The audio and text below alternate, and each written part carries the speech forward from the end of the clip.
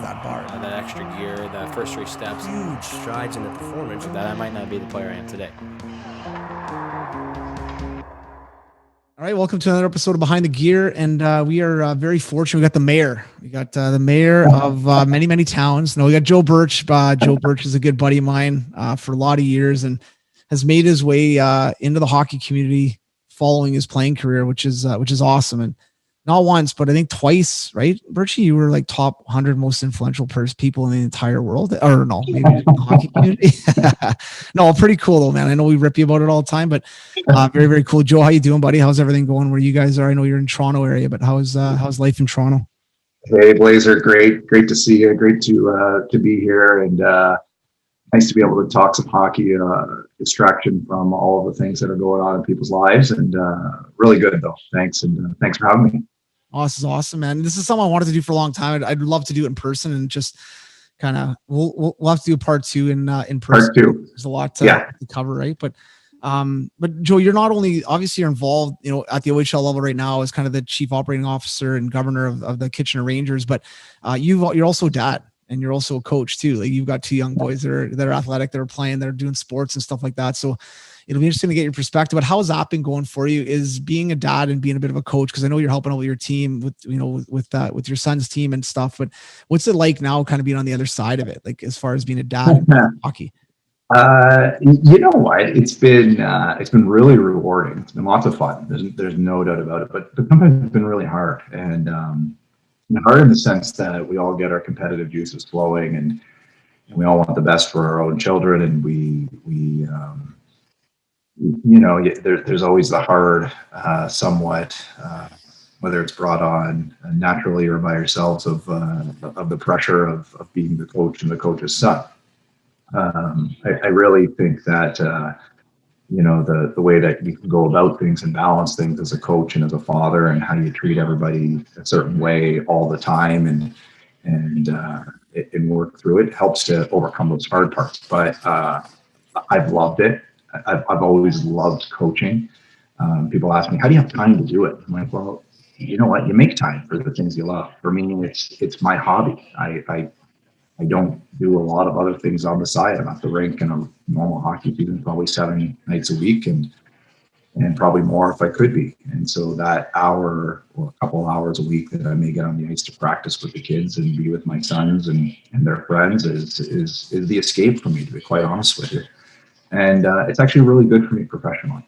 So I really strive and try to put our organization as leaders in the hockey world, and so many things we do on ice and off ice. And I think to do that, you have to be proactive. And to be proactive, you need to know what's going on and understand trends and understand families' needs and families' desires and what's going on below you for when they get to the Kitchener Rangers or any OHL team one day. So it's great for me professionally.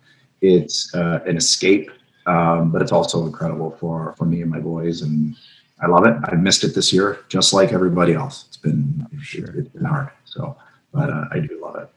It's funny, man. My so Maddox is going to be kind of getting into that like AA, kind of like Adam. Yeah. Right? So here in Canada and Ontario, kind of that 9-10, you're kind of getting into more competitive hockey, and I'm dreading U9 and U10. You got to get it correct, Blazer. Yeah, that's right. U9, U10. Yeah. I'm old school. I got him. Like so for me, like. And now I'm at the point where, he wants to try out more competitive, which is totally fine. I have no issues with that.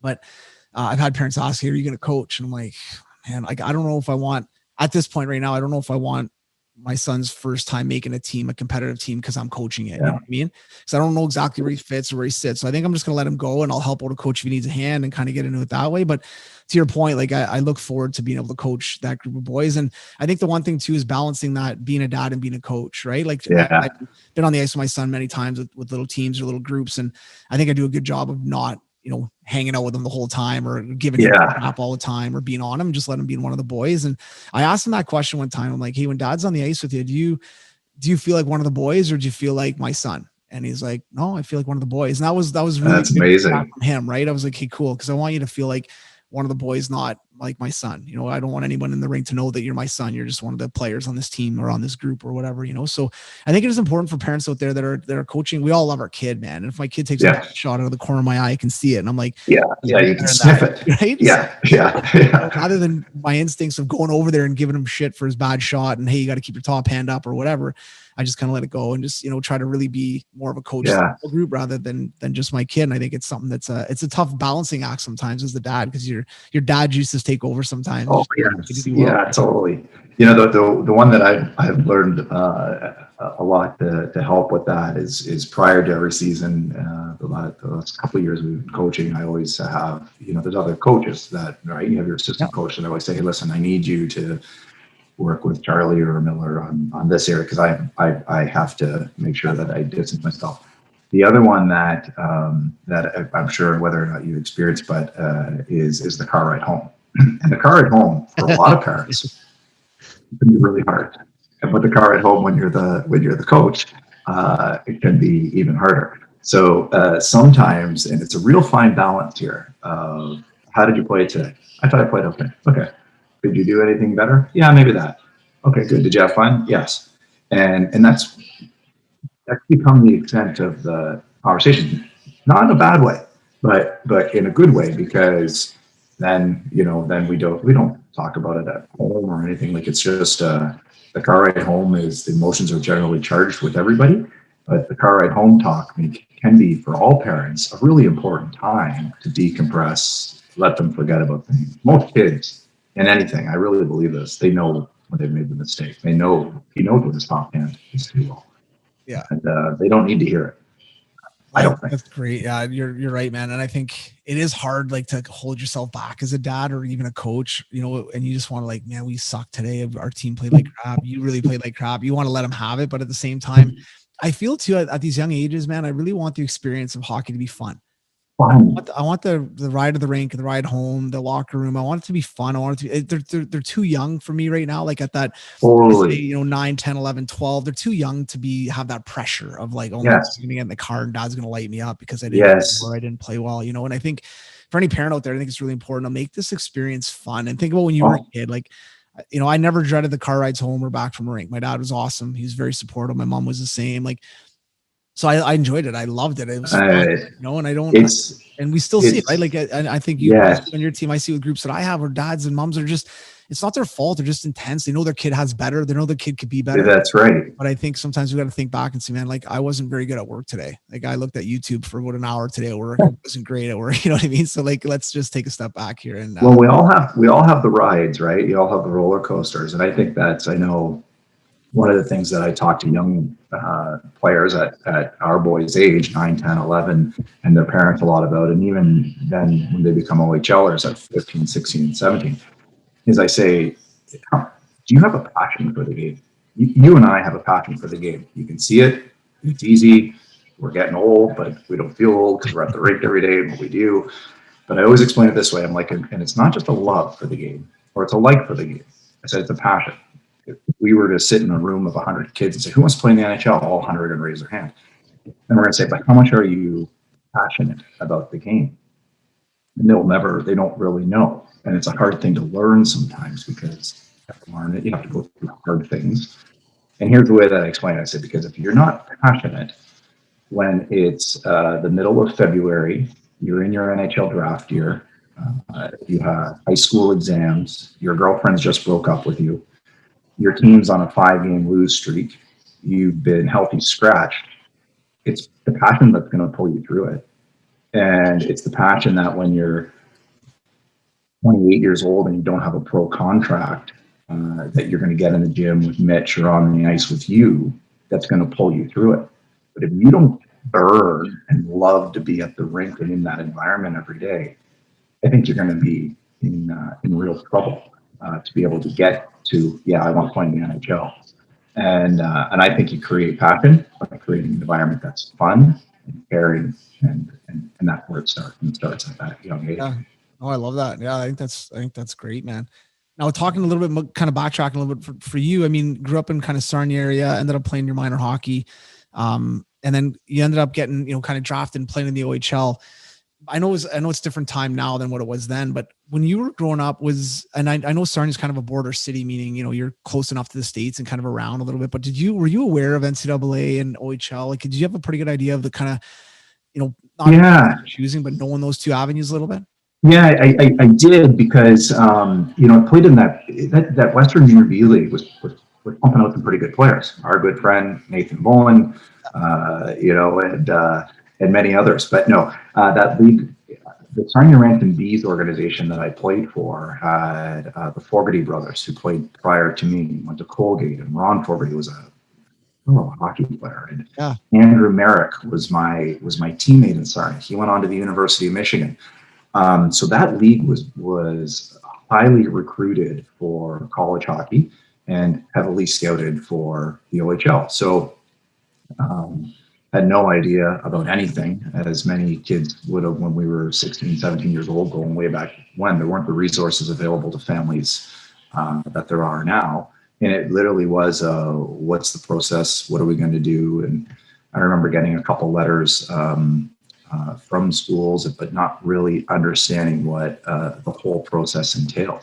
For me, I made the right decision, and I'm very happy and so proud of the opportunities that I had, and took advantage of them. But it existed in the league I was in. I don't know if that was the case across all leagues in Ontario at that time.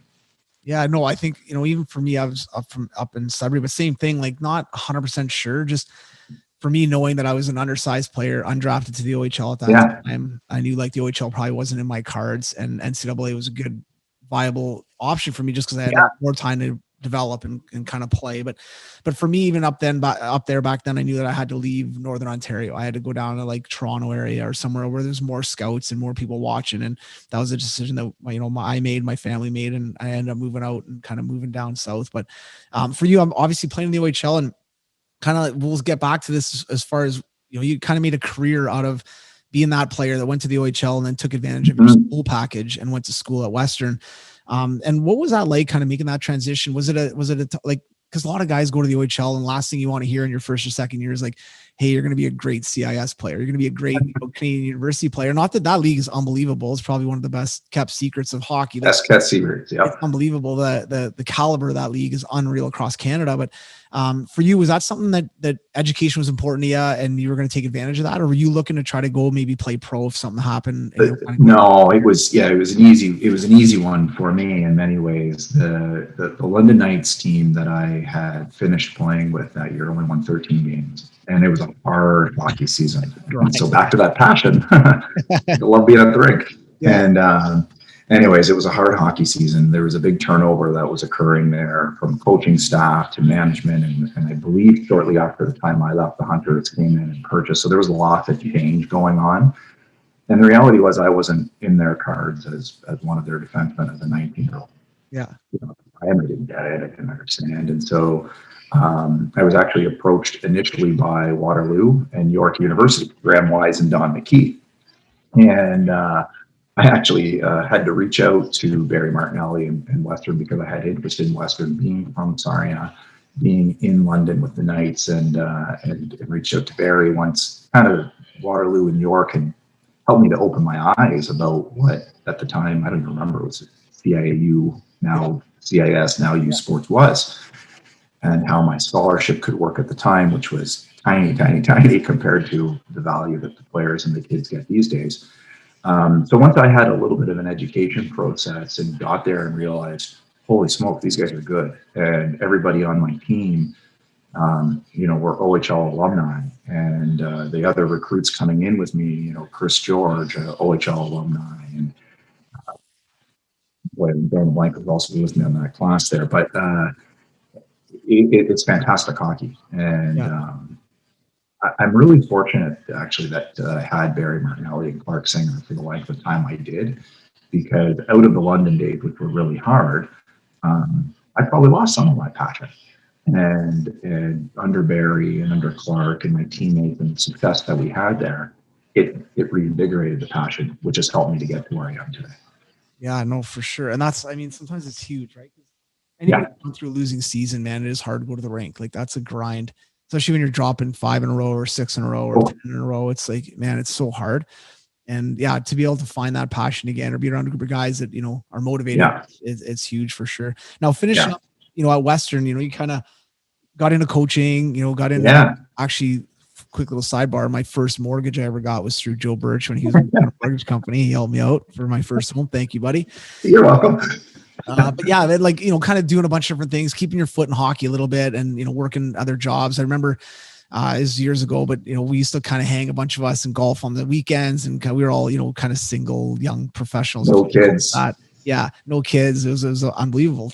But I remember, I think you were working at Cintas at the time, doing really well, making, decent money. And I remember an OHL offer came along as far as working with the OHL office. And I remember, you and I had long chats about this and you're like, man, I don't know. I think I'm going to do this. I'm like, go, man, do it. And ended up applying, getting the job. And then you really helped I don't want to say rejig or retool, but kind of really promote and educate families and people on the education packages that the OHL has to offer. And I know that was kind of your first job with the OHL office, but if you can explain a little bit to people out there, because a lot of people still don't understand, what does a player get, as far as, when you get drafted to the OHL, whether it's in the first round, I know the packages are a little bit different, but first round to the 10th round, you're still going to get some money for school. And that's a big thing because a lot of families are like, well, if my kid could just get a scholarship. Well, that is really hard to get a scholarship to the States. It's very hard.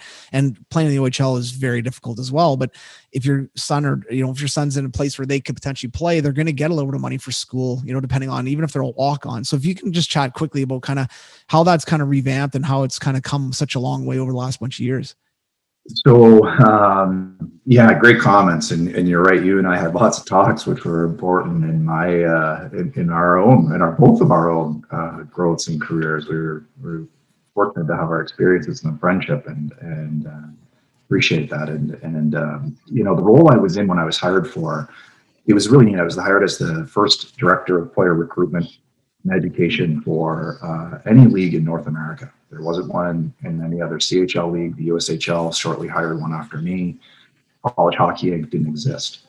And I had this clean slate to build out programming. And one of the key pieces of programming, I remember writing a mandate with a mission statement, literally with Sherry Basson, and it was to form and educate players, parents, all stakeholders of the choice, opportunity, and success in which the Ontario Hockey League provides. Tells you how many times I said it, because I think I remember it word for word. It's ingrained, eh? And it's ingrained. But also in that was education. And I remember through my first year, I'd get up and I'd do presentations in front of a couple hundred people, or I'd meet with a family, and they'd say, well, tell me about the scholarship program. And I'm saying, well, first round, you get this, second round, you get this. And it was tiered. And well, who pays for it? Well, the clubs pay for it. And families are looking at me like, and now I'm gathering feedback. So I start taking the feedback to the league office, and thankfully David Branch has become a mentor, a friend, incredible hockey person, and so many great things for the game. He listened to the feedback I was collecting. Eventually we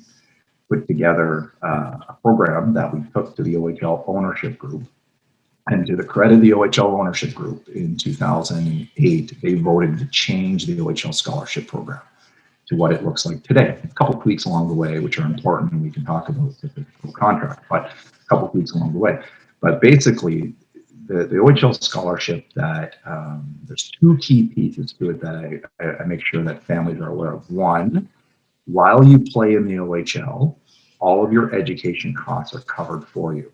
Okay, and that's an important piece to know. So if I'm going to come and play for the Kitchener Rangers, or I'm going to play for the London Knights, and I graduate from high school at 18 or 19 years old, and I say, what am I going to do with my time? All the players think that they don't need, they're going to be filled with hockey and whatever else, which isn't the case. Fill your time, challenge your brain, distract yourself. Go onto campus at Western and take a first year psych, or go onto campus at Laurier and take a first year bid school, and start working towards your undergraduate degree. So when you're 18, you're 19, you're 20 years old, you have a portion of your undergrad done. And that is free to you, completely free to you and your family. And those costs of those courses do not impact what I would consider to be the second part of the OHL scholarship, which is for each season played in the Ontario Hockey League, you earn 1 year minimum of tuition, books, and compulsory fees. And that tuition, books, and compulsory fees is based upon the closest university to where you live. That's a dollar amount established. So family lives in London and the 2021-22 tuition, books, and fees rate at Western is $9,200, then that is your minimum dollar amount. That $9,200 can then be taken anywhere in the world to go to school. And I think that's an important piece that people need to understand is how flexible the scholarship is. It doesn't have to be used at a traditional university, which is where our minds quickly go. It can be used for trade school. It can be used for college. It can be used for firefighting. It can be used for real estate. It can be used for any life-enhancing program that is going to help you get to where you want to be as a unique person and student athlete. The only tieredness now that exists in the OHL scholarship is the first round player automatically receives a full ride. So that tuition, books, compulsory fees, and room and board, again, based upon the local university. Rounds 2 through 15, it's the minimum of tuition and books. And that does not mean that the 2 through 15 can't receive the full ride. It would just need to be negotiated, and the club has to have that room, which they're only allowed to have 7 total full rides. Okay. So big changes, but significant. And the beauty of it all, in my view, is a player plays in for 4 years. He gets his tuition, books, and fees paid for by the OHL, and then he goes and plays at Western, where then he can get athletic scholarships on top of it, get academic scholarships on top of it. And then at the end of the day, there's very little cost, if any at all. A lot of OHL alumni come out completely debt-free after playing 4 years in the OHL and then 4 years of youth sports, and then they start their life. So it's amazing, man. It's amazing how much it's changed. Yeah. Bro, and even like if I'm a young family or young boy living in Michigan and I come and play in the OHL, I can take that school money and use it in a school by my house, right? Like I can 100%. go these things. So it is something that, because I know back in the day when I was young, you'd have teams that wouldn't pay, or you'd have, and this is what will change when you brought it in house to the OHL, and now the OHL is responsible, right? Rather than the individual teams. The individual teams pay into it, but now it's more standardized. I think it's awesome, man. And for anybody who's unclear on this, like basically rounds 2 through 15, you're basically the only thing that's not covered is your room and board and any kind of little extras that you might have. Whereas, you can negotiate that. And we've heard it a lot too, where players that are undrafted that all of a sudden have a really good major midget year or really good first year of junior hockey, and a couple of OHL teams really want them, they may step up and say, hey, listen, we'll give you, we'll negotiate with you and offer a pretty good school package, which is huge for these players as they're kind of moving on, and helps that decision too, because are you going to necessarily get that NCAA full scholarship? Maybe, but they're really, really hard to get. So now you've got a chance to play in the OHL and basically receive your schooling if that's the route that you choose. Yeah, and I think that's the one thing that is, if you play in our league for 4 years, then and you choose to go play youth sports, because there are quite a few of our alumni that then there's jump into police foundations and they don't play youth sports, but they utilize their scholarship, their OHL scholarship for that. But you're guaranteeing yourself 8 years of high level hockey, 4 years in the OHL, 4 years of youth sports. And that's a pretty remarkable thing. I think you've hit on 2 things that are important for people to understand about the scholarship is the central administration, which you touched on. And so what that means is that a family, once they register and are accepted to the school of their choosing, they contact the league office. There's an incredible person there by the name of Christina Latram, who's the league's now director of education. And Christina will work with the student in saying, okay, Blazer, you played 4 years. You played 2 in London. You played 2 in Kitchener. All you need to know, Blazer, is that you have 4 years of tuition, books, and fees. I'll deal with everything on the back end for you. I will pay. We will work with Western to get your tuition bill. We will pay your tuition bill on your behalf for you. All I need you to do is go buy your textbooks. Send me your textbooks, Blazer. I'll send you a check for your textbooks. On the back end, Christina will work with the clubs, issue bills and invoicing and receipts. So it's smooth and seamless on that way. Great for the families. Schools love it too. The other key piece of the scholarship that's changed is still seems to be a misnomer about the signing of any pro contract voids your OHL scholarship. Yeah, this is important too. And this actually changed maybe about 5 or 7 years ago. I'm not entirely sure, but it's only an NHL entry level contract. Only an NHL entry level contract will void a player's OHL scholarship. So we now see, and people can go and see it. They'll say, "Wow, that 20-year-old, he just played in the American League for 1 year, or he went and played in Europe for half a season, or over in the East Coast League for half a season," and they do that, and come back and then end up playing at Western or Guelph or UNB or whatever the case is, because their scholarship is completely untouched. It's fully intact. All dollars are still there. So the signing of that American League deal or that Europe deal or that East Coast League deal did not negate their OHL scholarship. And that wasn't always the case. That has changed along the way, but it's there's a window. There's a window. Yeah. 18 months. Yeah. 18 months from the time of end of junior eligibility. So give you about a year and a half to figure out what you want to do, and then come back and access that, that $9,200 per year times 4 years to go to school. Which is huge, man. Because if you're a young kid who's a pretty good player in CIS and you're like, you know what, like, man, I'd try pro and see if I can't, get a good AHL contract and bump up. That's awesome. And entry level to the NHL, I mean, at the end of the day, those entry level contracts are $700,000. So, I mean, realistically, if you sign an entry level contract, even if you never play in the NHL, but you end up making some of that money, you should be able to pay your schooling if you've done some good things with your money, right? If you manage it appropriately, which hopefully you would. Don't go buy a brand new car, right? Or maybe you do, but just don't go buy the real expensive one. We did a study at the league office before I left, and over a 5-year span, the average signing bonus of an OHL grad was about $215,000. The max at the time, entry levels have changed a bit in agreements, but the max at the time was about $272,000 of signing bonus. So we just looked at everybody who signed, ran the numbers. So $215,000 was in your jeans. So now what do you do with that $215,000? Do you set aside $50 for school?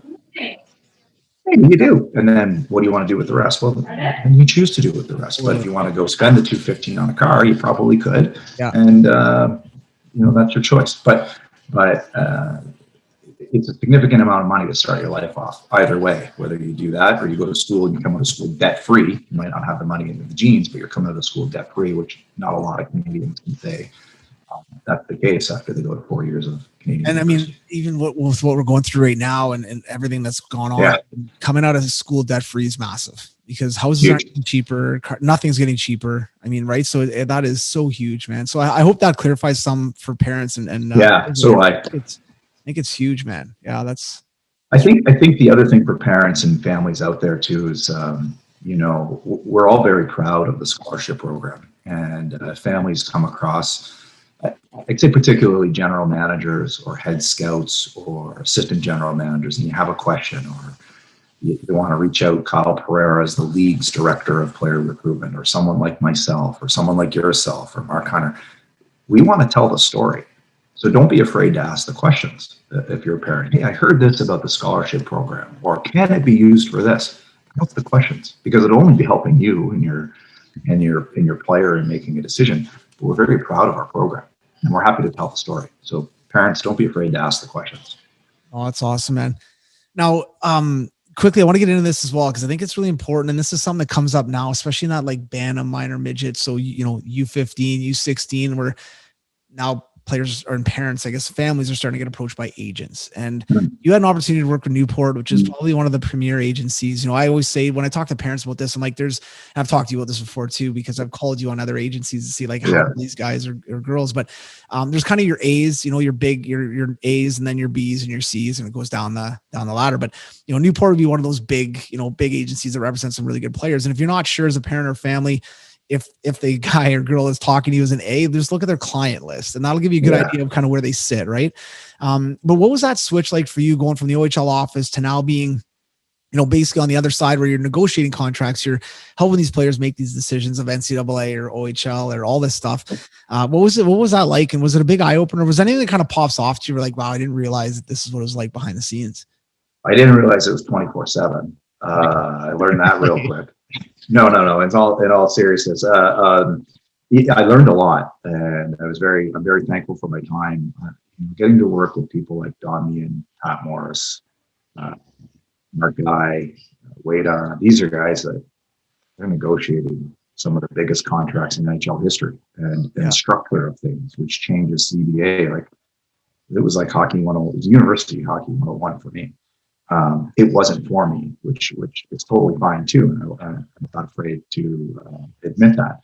I did learn how much different it is from the care and there it is. It's a lot 24/7 because you're dealing with a short window of time with a player as it relates to decisions and draft day. And so managing the expectations of the families and trying to figure out what really picks for them and quickly too. In some cases you end up with your client at the start of bantam year or the start of a minor midget season, and the draft is at the end of the year. So what's their motivation here? Is it truly academics, or is it player development? Is it coaching? Is it geography?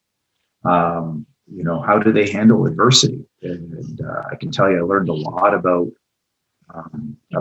programming that we've implemented in Kitchener and programming that I've implemented in other roles, whether it's in the league office, about holistic player development, because there's a lot of gaps. So I get to work with a player and be like, ooh, they can't deal with resiliency. They can't deal with adversity. Where did this fall off the tracks here? Usually it's long before we became clients with them. But it's all encompassing. You want to find an agency, in my view, that can do all encompassing. So that means they have the resources for the time is right, financial management, taxation, insurance, marketing. Do they have access to the right player development people? Do they have resources to call you and say, Blazer, I got this client who lives in Clacton, Ontario. Can he get over to you to get on the ice? And who's your strength person? Do they have those resources of credible people, not just their buddies that they're all trying to help to build their own little army? Are they respected enough that when Pat Morris calls me, I'm going to pick it up? Or when another agency calls the NHL general manager, the NHL general manager is going to pick it up. I'm not going to say, I ignore on this guy. Totally, yeah. So like that stuff becomes really important when it comes to managing your son's affairs or hockey career, their development, do they care about mental health? I know you're an advocate of it as much as I am. Do they understand all the stuff that's included in there? Or is it an agency that's a one-track mind and there's only one thing that matters to them and they don't have the resources? Right. So as a family, figure out your values, figure out your priorities. That becomes really important, but do your homework, because there's a lot of them out there that just represent families. One of the key things for me, client list is one of them. I always became a measuring stick of who closes the circle on the player. So I recruit you at 15. You don't end up being a pro, and at 19 or 20, they're calling the league office. The player is individually saying, how does my scholarship work? What do I have for my scholarship? Where's your agent? I haven't heard from him in 2 years since it wasn't an NHL draft. So they don't close the loop on the career. And that to me is a big indicator of real good value in an agency and who's going to represent you. Do they take you as far as they say they will and support you? And the big ones will. And I've experienced that firsthand. No, I think there's a couple big things I want to pull out of this, because I think that is huge. And I think you said something there where some of these agencies are self-serving. They've got their buddy doing the skill development who doesn't know what he's doing, or a strength coach but it's all like feeding each other's pockets. And I think the biggest thing is being honest. And, you have some of these players that maybe can't handle adversity and kind of like you said. And I mean, realistically, when you're an agency, especially a bigger agency, you're dealing with some high-end kids, like some high-end players that were good in Adam and Pee Wee and Bantam, and now they're, so they're a lot of times, like, let's be honest, they're a little bit spoiled. And depending on the parent group, right? And I think when you said that, like, you're inheriting this problem because it happened when they were 4, 5, 6 years old, right? And it's something that I think for parents out there to be like, some of these high-end kids that I know them personally that have gone through Newport are unbelievable people, and their parents are like dialed as far as Yeah. schooling comes first. You say your pleases and thank yous. You're respectful. Like, you know what I mean? And yeah, you can have a little bit of cockiness to you. You walk that line a little bit because you're a good player, but you better have respect. And on the flip side of that, you see the total opposite sometimes where mom and dad have just kind of lost control and let little Johnny ride the bus. And he's just, he's going to play in the NHL and that's all there is to it, And I think you want agents, I think you want agencies that are honest with you. Yeah. That attitude is not going to work. You're going to get picked up in a second. You're going to get found out in a minute. So you need to and mentor them along the way. Cause I think it's huge, man. You look at these high-end players now, you've got to have the whole package. You're going to get found out pretty quick if you're a pretender or if you can't, and you see it right now with even superstars in the NHL that are having a hard time, that are bouncing around a little bit or getting traded a lot or not playing or not putting up numbers. And they're getting found out. Their true identity is coming through a little bit and it's only a matter of time, right? It's the, and I learned this at Newport. It's, we're going to tell you what you need to hear, not what you want to hear. Mm-hmm. And that's really important. And, in my last few years of league development and some of the things we brought I brought in at Flint when I was there, but also have, Mike McKenzie and I think a lot alike and agencies are starting to think this way, I think, but it's holistic development now. It's not just on ice. It's not just off ice. It's community. It's character. It's sports science. It's your tactical. It's your technical. It's strength and conditioning. It is education. It is all these pieces that go into developing a hockey player. And why that becomes important, in our view, at least in Kitchener, is because if you fail, you don't reach that goal of the NHL. Players can crumble and they can really have struggles post game. And so if you've got all these different supports and you're really developed holistically as a person and as an athlete, if you fail, you're going to pick yourself up a lot easier. And so that's the way that we view things. A lot of agencies do view that and understand that. It just needs to be more widespread, in my view, across the game at youth, younger levels, so that we are creating more balanced people. Yeah, for sure. Yeah, and I think also too, it's not always being driven by the dollar. Not always, you know what I mean? Like doing things for the right reasons. Sometimes, not always doing it because there's maybe a financial gain at the end of it. You know what I mean? I think that's a massive piece for any business, let alone agencies as well. But yeah, and you're right. Like that holistic approach, I think is huge. Trying to create better people, and I think closing the loop is something you said there that I think is really, really important because it happens to a lot of players where they're a high prospect in the OHL draft. They end up playing. They don't do as well as maybe they should have or they could have or whatever for whatever reasons. Could be a variety of different reasons, and then kind of fall off a little bit. And then the agents, there's no more calls, there's no more follow-ups, there's no more, and it could be as simple as, hey, listen, like I've talked to 3 universities for you, or this is what's going on. Your school package is going to work. Awesome relationship. If you need anything, call me. But now you're going here. If you're looking to play pro after, you can get in touch with me. You know what I mean? So I think you hear that a lot. And that's some of the fears of these parents. Like, well, if we're not doing well, these guys are just going to bail on us, Yeah. And that's as simple as it is. It can be, I remember when I was at the league office, it was quite simply, I get a call from one of them and saying, hey, my client, Blazer is just taken, a scholarship. He's going to play at St. Mary's University. I just want to give you the heads up that he's going there. Is there anything you need from my end to help make sure that he gets his scholarship? Yep. Just make sure that they have the player call me, text me, email me, whatever. We'll get them all looked after. Okay. Thanks a lot. Appreciate it. Perfect. That took 29 seconds. Yeah. That's all that it takes. But it's too far and few between, which is only at the detriment of the player. We'll get it sorted out. The league office, clubs will get it sorted out. You will get it sorted out by helping, the kids you're training with, but agents can do better jobs at that. Yeah, no, for sure, man. And then, so following that, and the other thing I want to touch on too, because I went through this as well, where you're like, being a player agent maybe wasn't exactly for you, but had you not tried it out, first of all, you want to learn that stuff and you wouldn't know it. Right. And I did the same thing with coaching. I went away to coach for a year. I loved it. Absolutely loved it. And something I made. That's right.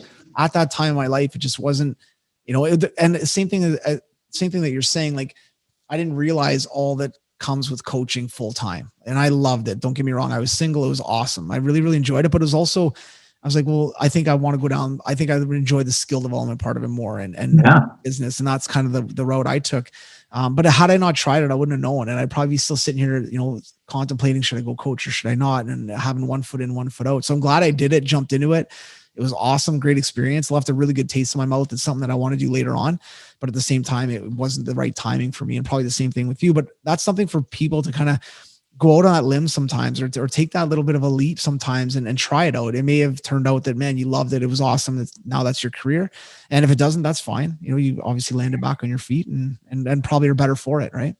It becomes a real important piece. I'm a huge believer, I think, as you are. The game in our sport is a people business. That doesn't mean people business and help somebody get a job. It means you need to know how to manage people and have strong relationships and working with people all along the way, along the steps. And why, in my experience, is that important in this story is I left the league office in a career, in a job that I had worked pretty hard at to establish. Went to a significant agency, realized it wasn't for me. We had our first son, Charlie. He was 6 months old. It was just the wrong timing. Could I probably, if I did it again, be fine? Sure. But it was the wrong timing in my life, personally, family, and everything else. Learned a ton. And then the league was creating a new development position. And I was fortunate enough that I left the league the right way, had great working relationships with people within the league, including general managers who were on part of what would have eventually have been hiring the committee to create the development role. And they still thought of me in a positive light. So the league, then sort of brought me back in that role. And even now today, I lead the league office again in my current role. I have to work with all those league individuals and colleagues along the way here. So as much as you may move from career to career or role to role within a certain industry, you're still working with the same people. The hockey world's too small. Any sport world's too small. So it just doesn't do any young person any good to burn a bridge or to I'll have staff that will probably eventually lead me one day in Kitchener for bigger and brighter and better things. But if it's handled the right way and they struggle, and they did a great job with us in Kitchener, why wouldn't I bring them back? Yeah. If you're the right person, right values, you do things the right way. So it's really a people person, people industry, and your interpersonal skills are critical. And it can't be lost in any of our young people who are coming up in our game today.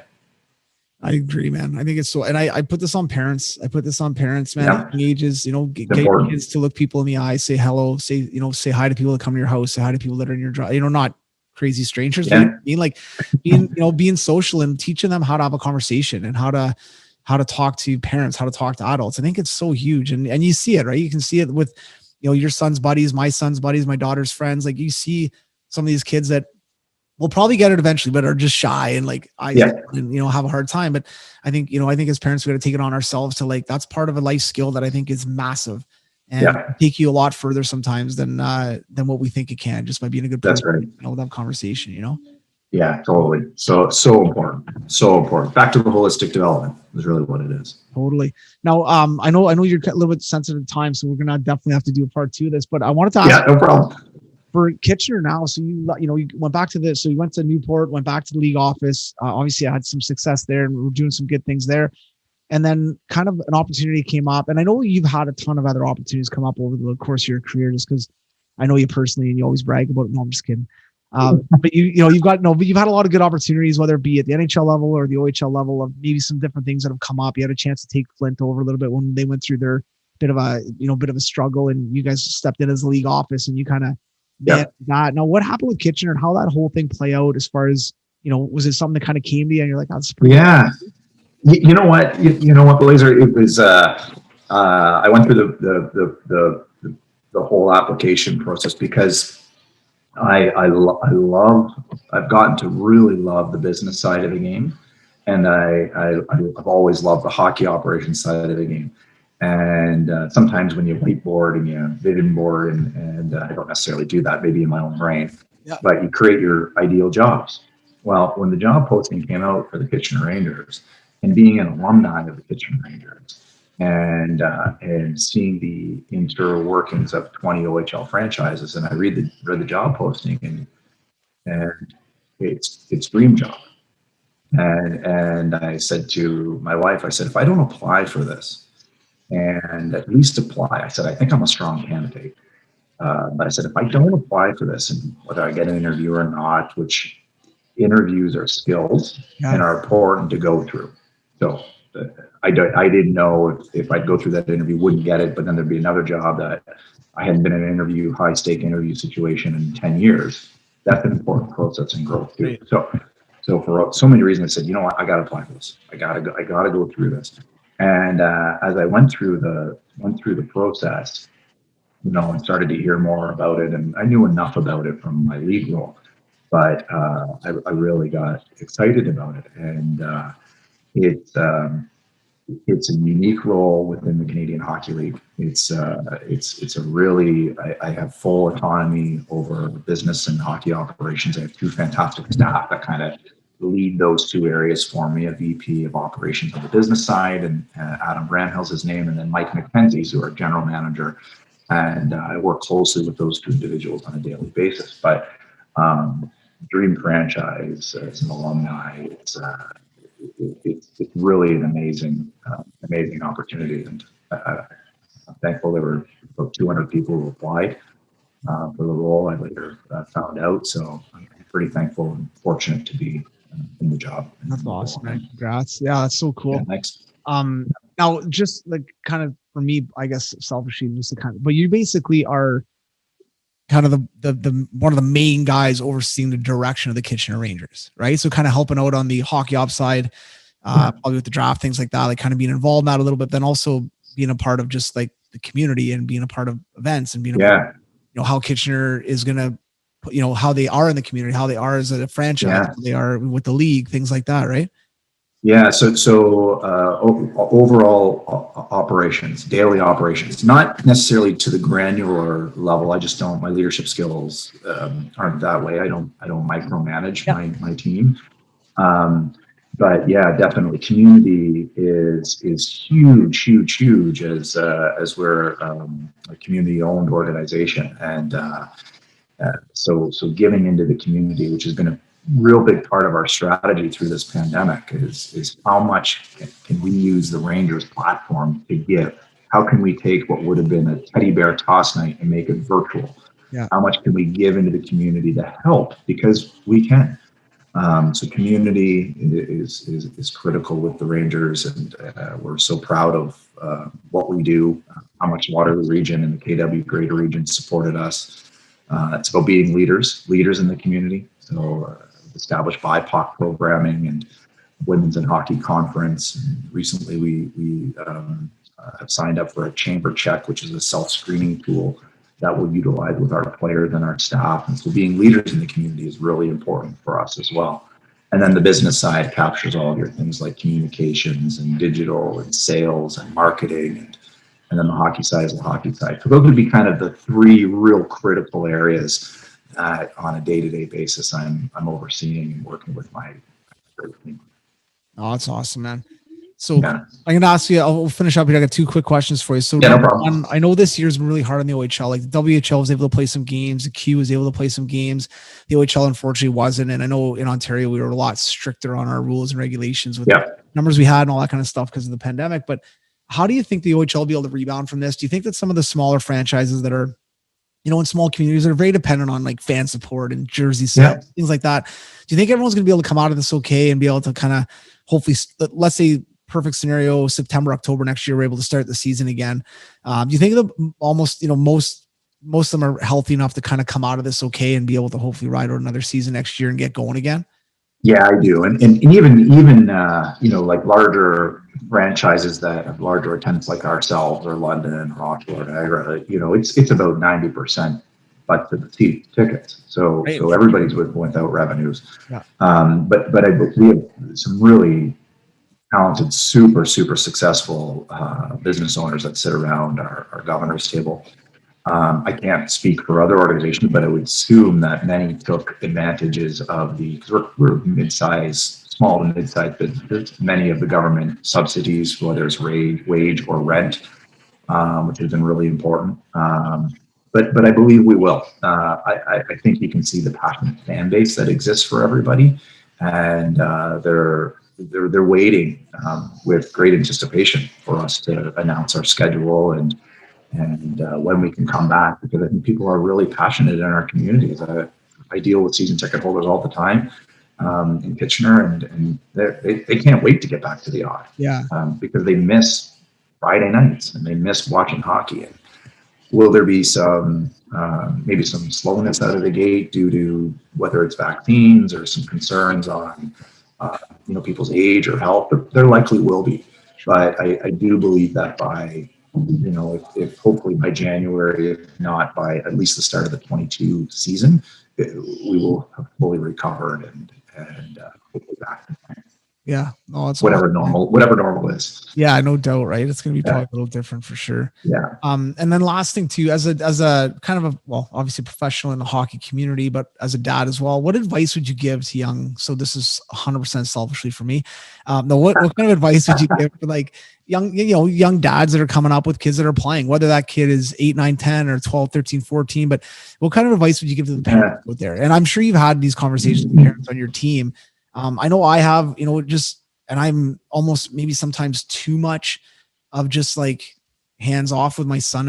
And sometimes I feel like, maybe I'm doing a disservice. Maybe I should be more involved. But what kind of advice would you give the parents as far as just how to deal with their kids? And if they have a kid who's a pretty good player, pretty athletic, and you know that they've got maybe a higher ceiling and you want to push them, but what kind of advice would you give them on that? Yeah, two things at that age I'm like you. I'm probably sometimes too hands off in that respect. But you hit on something there that's really important in my view is athletic. So don't burn them out. Let them play the other sports, because back to that passion. If they're playing 12 or 11 months a year from 9 till 14, that they may get burnt out by 18 when it matters. So be very careful there. I get misunderstood sometimes about that statement. What that also means is that if you're 10 or 11 years old and you want to go once a week with skating coach Blazer, that to me is okay. But if you're going to go 5 days a week through the months of April, May, and June, and you're practicing and you're playing games, I think you're making a mistake. So I'd manage your athlete, manage them appropriately, create an athletic base, keep their mind healthy and fresh, support them. I do this is part of why the car ride home and lay back, because what does it do at 10 to yell or scream or be angry in the car ride home after a hockey game that happened in January of 2021 when they're 25 years old or 28 years old at their wedding? Yeah, totally. So So and have good communication. It should be a really good experience. Hopefully you have coaches that your son or daughter are on teams that really want it to be a good, healthy experience to help them grow as people. It's not going to be all roses, don't get me wrong, but there should be better times than down times. And support them as people, have the perspective that it's a long ride, and help them to be athletes. And I think as parents, there's lots of love them. I mean, there's lots of other things, but those are the 2 or the 3 things that I know that I try, and that other parents I talk to around the same age group is just slow it down a bit. The NHL's not tomorrow. The participation in the tournament in July in Edmonton in the mall isn't the all and end all. There's a bigger one called the OHL Cup. That means more. There's a bigger one called the Memorial Cup, those and 4 that mean more. You want to get them to those ones.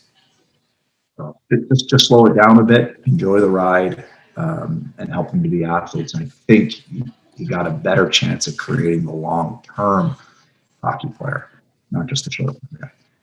Totally agree, man. I think one thing too that I think is really important for parents, and let's say I'm a dad who my son loves football. I don't know much about football at all, and take him to a certain point. And then I think it's also really important to surround yourself with people that don't have a vested interest, but that'll give you honest advice. Like talking to someone who's a minor hockey coach, but a professional in the hockey field and hockey industry. And hey, I don't care. Like, I tell players all the time, if you make the OHL or make the NHL, like, I don't care. The only thing I have is pride. I'm not making extra money off you making the NHL or the NHL, but I'm here to help you. And if I think you're being a donkey on something, I'm going to let you know. If I think that you're doing something right, I'll let you know. And I think if you can fix something, I'll let you know as well. But I think finding those people in the community and having those conversations and asking them those questions, and the athletic part, I think, is bang on, because a lot of times I see players sometimes, Joe, I'm not joking, man, they've been on the ice like 3 hours in one day, 3 different groups. And I'm like, and the dad, like, oh, he loves it. He just wants it. Yeah, but I bet you if you brought him to the pool, he'd love to go for a swim.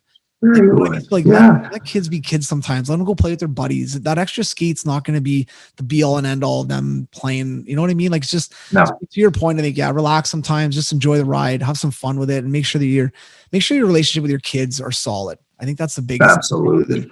Dragging them, around. Critical. So when are we doing part 2, I guess? We're gonna have to do it, man. I honestly, if these restrictions come up and stuff, and you're in Kitch or something like that, I'll even meet you at your office or something. We'll do the next one first, because it'd be awesome because I want to touch even more on, like, man, you got tons of stories even at the OHL office, and I would like to talk even more about, like, just the players you've dealt with, and not names, but just some of those stories, all that stuff as well. So we'll definitely do a part 2. I know you got another meeting to run to, so I really appreciate you jumping on, buddy, and I miss you. So it's always good. I miss you too, and great to connect, and thanks for having me, and everybody that's watching, listening, just stay positive. We're almost through this thing. We're almost through it. So for sure. But thanks so much. All right, buddy, that was awesome, man. Thank you.